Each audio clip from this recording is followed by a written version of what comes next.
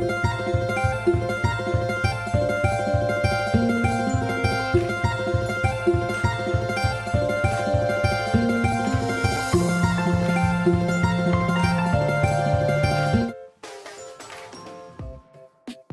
everyone, today we are going to discuss about the basic C programming structure. So let's start with the documentation section. So C programming language could have a documentation section or a comment section before, outside the program, or within the program. So in writing a documentation or comment, we need to consider if the comment is multi-line, we need to use slash star or slash asterisk and end that multi-line comment in asterisk slash. So however, if you are going to create comment in a line of code and it is only a single line comment, so we could use also a double slash to signify that the statement is a comment or a statement is just for a documentation. Then we need to write a correct symbol. So in C, the documentation section or a comment is ignored as a part of a program output. However, if we write the code incorrectly, this one will be a source of error. So therefore, we need to specify the document area or section or the comment section using this symbol. If we are going to write a multi-line comment, we need to start this statement in slash asterisk, so we could put comment there, then we could end the comment section with asterisk slash. However, if we are going to put or use single line comment for a single, intended for a single line of code, so we could use also slash or double slash as our symbol to introduce comment. So the C will ignore the comment section. It is correct. However, if it is written incorrectly, C, this comment section or documentation could be a source of an error. So we need to observe a correct syntax for multi-line and a correct syntax for a single line comment. In C programming language, the slash star or slash asterisk and ending in asterisk slash is a standard comment for C. However, in Java programming, slash slash is declared as a standard comment symbol, but it is also applicable in C++ or in C programming language. So next line here or next structure is a link section.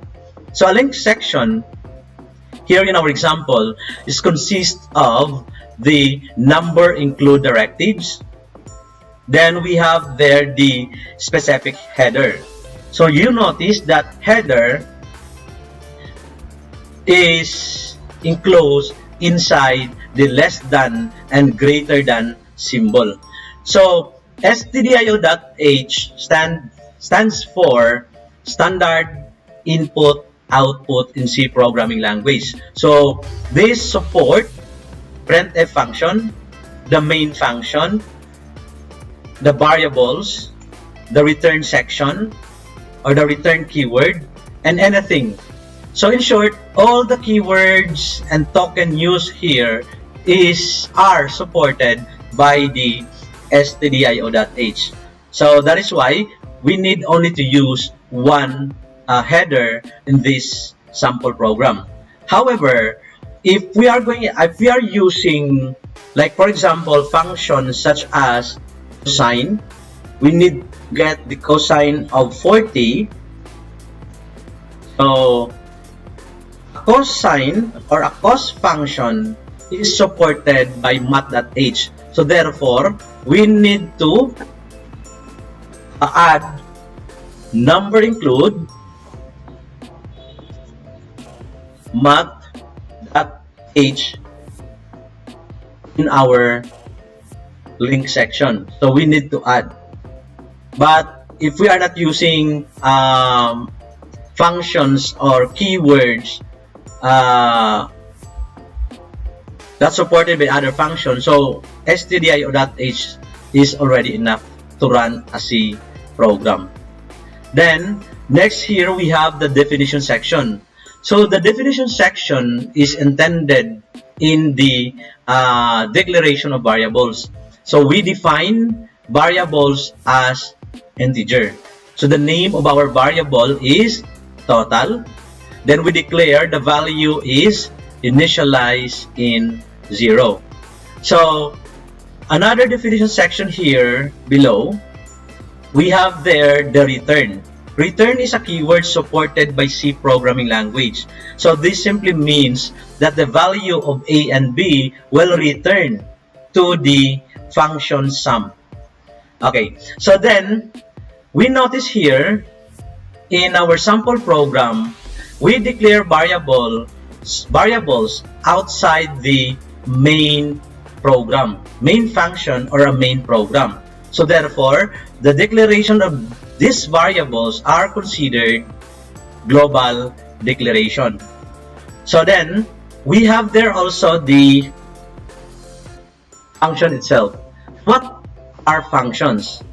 So number one, in C programming language, we have what we call the user-defined function. So some example of user-defined functions are in our code, we have their sample or sum. I mean, sum is the function here in our sample program.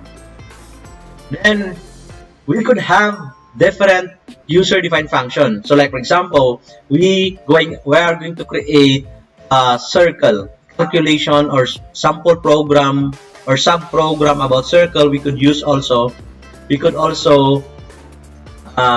use circle as a function. So it depends upon the programmer. So user-defined function is defined by the programmer or user. Okay, so how about the program-defined function? So program-defined function are functions which are supported by C. So in our program here, we have 3 functions in our program. Number one, we have there the sum function. Sum function. So mostly, you can identify functions because it is introduced by a keyword or by a variable with value of open parentheses and close parentheses. So inside the parentheses is considered as the value of a function. Our first function here has a value of data type, which is integer and integer.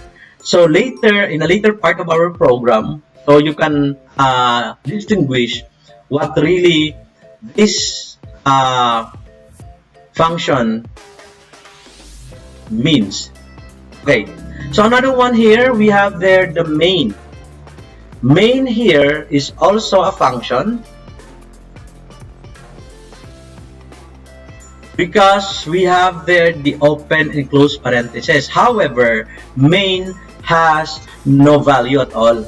No value inside the parentheses. So then another one here, we have there the printf. So printf is a keyword and also a function.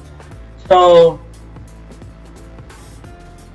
we have here printf function. In our example, we have there the text, this is a C, basic program \n, then close quotes, then we terminate that one in semicolon. So in short, the printf here is a function which has an argument or a value of string. So this is a string value of a printf function. So in short, we have two types of function in C programming language. So we have there the user defined. So it's up for the user to define what function, what is the name of the function. Then another one is the program defined function, such as the main function, which is always a first function to be seen in any C programming language. Then another one, we have there the printf function, is also a program defined function. So a function could have a value of data type, a function could have a no value, a function could have a string value. So take note, a string value is introduced using the double quotes. So we have opening quotes, then we need also to put closing quotation at the end of the string value.